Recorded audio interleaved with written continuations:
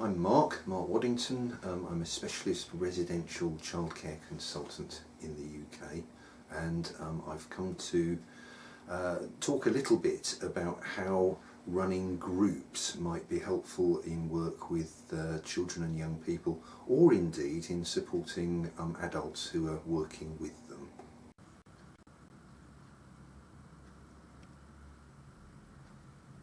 Okay, so the first thing to think about if you're going to use groups is going to be some of the basic details to organise them, which are incredibly important, because one thing that you need to know is that if a group happens, people can rely on where it's going to happen and when and so forth.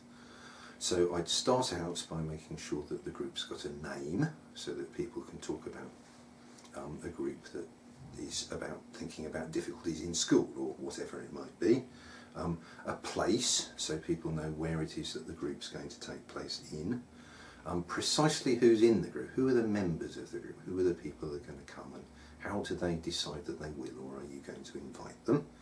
And then what time the group would start at, and on what day it would start at, and how long it would go on for. And I would have thought an hour would be the maximum as a starting point.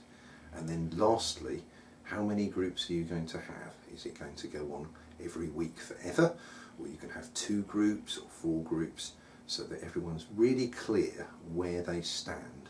Obviously you can change your mind about some of these things once it's started up, but to have a plan is very important, and so those are the key bits of organisation you might need.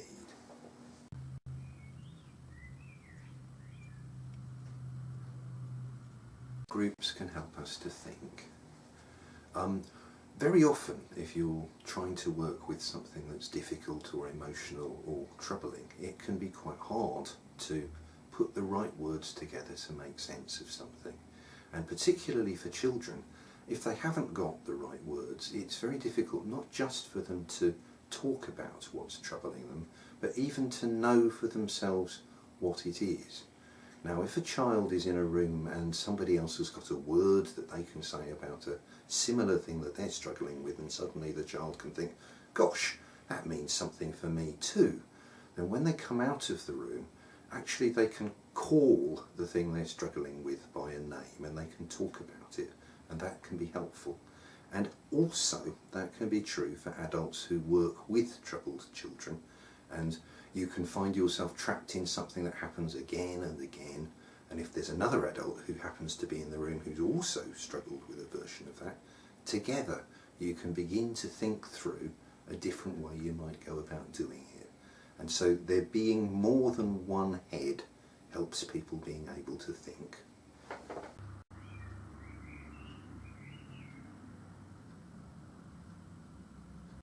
What a group shares. And the crucial things are that you'd be sitting in a room with people who have common experience. Suddenly somebody who might have felt dreadfully alone with a frightening or troubling thing discovers they're not the only person in the world, and that helps become more brave. You know, when you've got something in common with something, that can help. And then the other thing that goes with that is that once you've got that common experience, you can also begin to work to make a common language, and then that common language is the building blocks that mean that you learn to be able to think your way out of troubled situations.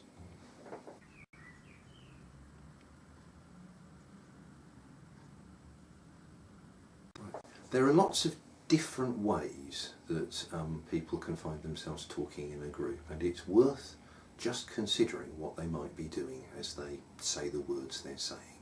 So the most straightforward thing that they might be doing is talking directly about their own experience. These are the things that happened to me, and so on and so forth. Equally, they might say, on behalf of another group member, or on behalf of somebody they know, these are the things that I think have happened to this person, and I want you to remember them too. Again, another way that they can talk is instead of someone else, so that somehow or other there's a difficult thing that somebody's struggling to say, and the space in which they might say it is taken up by somebody else talking about something different. And part of the leadership role in a group is to work out which of those things is going on and keep the balance right. And it's enough for now just to say, be mindful of those possibilities, and many more, I guess.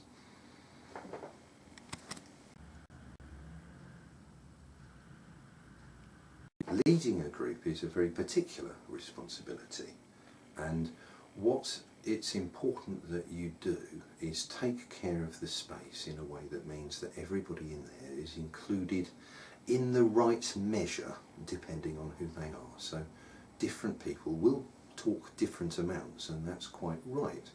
But as you go along, you need to think something as straightforward as people need to take turns. If everybody all speaks at once, nobody's listening and there's a jumble of words. So one person talking at a time, and your leadership role is to organise so that that happens. Also to notice that everybody needs the chance to have had their say, and some people will be more kind of prepared to let you know than others, and it might be you need to ask somebody, have you got something to say too? There's a space for you, I want to include your thoughts as well. And then alongside that, the judgment about how you do that will be based in noticing how people feel, and maybe saying, so and so looks like they're quite upset at the moment. I'm not sure that they'll be able to say very much, but it's important we all notice that they're upset and notice we should be taking care of that.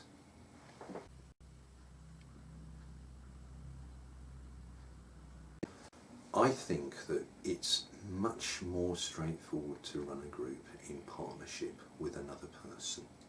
If you do that, you can discuss what happens and you can make plans together, and you can be fairly confident that there'll be things that your partner notices about what's going on that you've missed yourself. So you've got two heads and two pairs of eyes and a better chance of taking care of all sorts of things.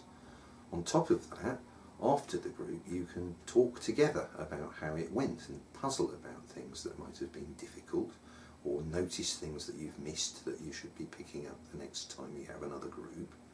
And sometimes, actually, while a group's going on, if it becomes a bit of a difficult conversation or nobody's talking, you and your partner can discuss what's going on in real time in front of the group members.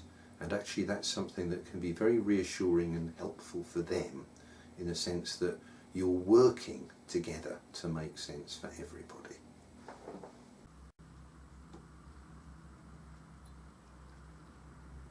A group can be a very powerful way to address issues on behalf of lots of people all at the same time. But they're also, therefore, very complicated. And some of the psychodynamic processes that are going on may be pretty difficult to make sense of. In time, some of those processes can be harnessed and actually make the group more powerful and more effective and more able to take care of the members within it.